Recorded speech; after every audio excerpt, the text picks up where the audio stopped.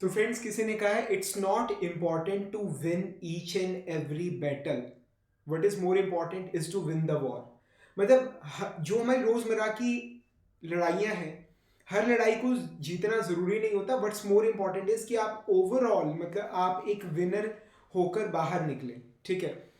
तो राजी, मतलब अभी गेट का एग्जाम हुआ है और ऐसे बहुत सारे स्टूडेंट्स हैं जिनका गेट का जो एग्जाम है वो अच्छा नहीं गया, और मतलब उनके मैसेजेस आते हैं मेरे पास कि सर अब हमें क्या करना चाहिए, और हर किसी को इंडिविजुअली रिप्लाई करना मेरे लिए फिजिबल नहीं था। सो आई थॉट कि मतलब मैं एक कॉमन वीडियो बना देता हूँ। तो रजी, मतलब अगर आपका गेट का एग्जाम अच्छा नहीं भी हुआ है तो कोई दिक्कत नहीं है। मतलब आप अगर एक लड़ाई हमारी अच्छी नहीं गई, अगर हमें लग रहा है कि हम उसके अंदर हार रहे हैं, तो कोई दिक्कत नहीं, you can prepare for the next one. आप जो अगला गेट 25 है आप उसके लिए प्रिपेयर कर सकते हैं। तो रजी, मतलब अब यहाँ पर ना एक और क्वेश्चन खड़ा होता है कि क्या सर, क्या मुझे दोबारा अटेम्प्ट लेना चाहिए।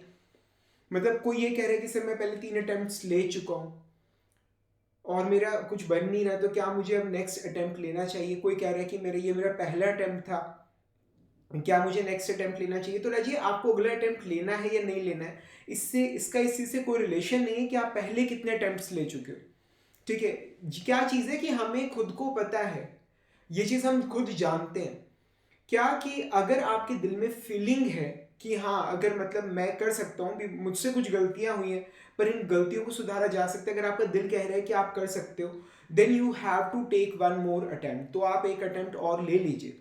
और अगर आपका दिल कह रहा है कि यार ये मेरे बस का नहीं है, तो जस्ट बिकॉज आपके पेरेंट्स कह रहे हैं, आपके फ्रेंड्स कह रहे हैं, या आपके फ्रेंड्स प्रिपेयर कर रहे हैं, there is no fun of preparing again. अगर आपका दिल कह रहा है कि यार ये मेरे बस का नहीं है, मैं नहीं कर पाऊंगा, मतलब मेरे को मज़ा नहीं आता पढ़ने में, तो आप दोबारा अटेम्प्ट ना लीजिए। So it's totally on you. मतलब आपका दिल अंदर से जानता है कि वो कर सकता है, नहीं कर सकता, हो पाएगा नहीं हो पाएगा वो बाद की बात है। ठीक है, वो बाद में देखा जाएगा, पर आप करना चाहते हो या नहीं करना चाहते ये आपका दिल अंदर से जानते हैं। If you have a feeling कि यार ये अटेम्प्ट मेरा खराब हो गया, पर अगर एक मौका और दिया जाए तो मैं कर सकता हूँ, then you must prepare again. ठीक है, नहीं तो छोड़ दो, कोई दिक्कत नहीं है। ठीक है। अब यहाँ पर एक और चीज आती है, मतलब किसी ने कहा है, ठीक है, शायद आइंस्टाइन जी ने कहा था कि इंसैनिटी इज मतलब doing the same things and expecting a different result. मतलब अगर आप दो में, अगर आप दो जोड़ते रहोगे, ठीक है, चाहे 1000 बार जोड़ लो आपको 4 ही मिलेगा। अगर आपको 5 चाहिए, ठीक है, अगर आपको 5 चाहिए तो आपको 2 में 3 जोड़ना पड़ेगा। ठीक है। तो अगर आपने वो गलतियां जो पिछली बार की हैं, अगर आप उन्हीं गलतियों को रिपीट करने वाले हो, तो आपको वही रिजल्ट मिलेगा जो आपको गेट 24 में मिला है। ठीक है, इस बात को समझो। तो the first thing that you must do is, अगर आप अटेम्प्ट दोबारा लेने का सोच रहे हो, यू मस्ट एनालाइज कि जो मेरा पिछला अटेम्प्ट था वो क्यों खराब चला गया। आपको वो पॉइंट फिगर आउट करना है। ठीक है, जैसे मेरी कल ही एक स्टूडेंट से बात हुई वो पहले 3 अटेम्प्ट ले चुका है। ठीक है, 3 अटेम्प्ट वो ले चुका है।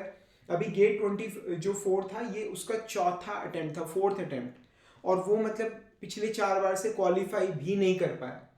और उससे मेरी बात हुई, मतलब हमारी अच्छी लंबी वार्तालाप चली हमारी, और पता चला रीजन क्या निकल गया, ही वॉज प्रिपेयरिंग सेल्फ। ठीक है, वो अपना किताबें खरीद के अपना टेक्स्ट बुक से खुद लगा हुआ था सिलेबस को कवर करने के लिए। उसे कुछ नहीं पता कि क्या इंपॉर्टेंट है, क्या इंपॉर्टेंट नहीं है, क्या करना है क्या नहीं करना। वो भाई खुद लगा हुआ है और 4 साल में क्वालिफाई भी नहीं कर पाया। और मैंने उसे सीधा बोला, मैंने भाई अगर तू दोबारा सेल्फ तैयारी करने वाला है ना, तो मत प्रिपेयर करे, छोड़ दे, तू नौकरी कर ले।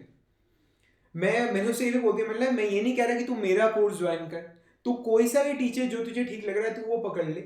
ठीक है, तू कैसा भी टीचर पकड़ ले, पर वो जो तुझे सेल्फ प्रिपरेशन से जो रिजल्ट मिलेगा ना, तू बेकार टीचर भी अगर पकड़ लेगा वो भी तेरे को इससे बेटर रिजल्ट दे देगा। तो सेल्फ प्रिपेयर ना करिए।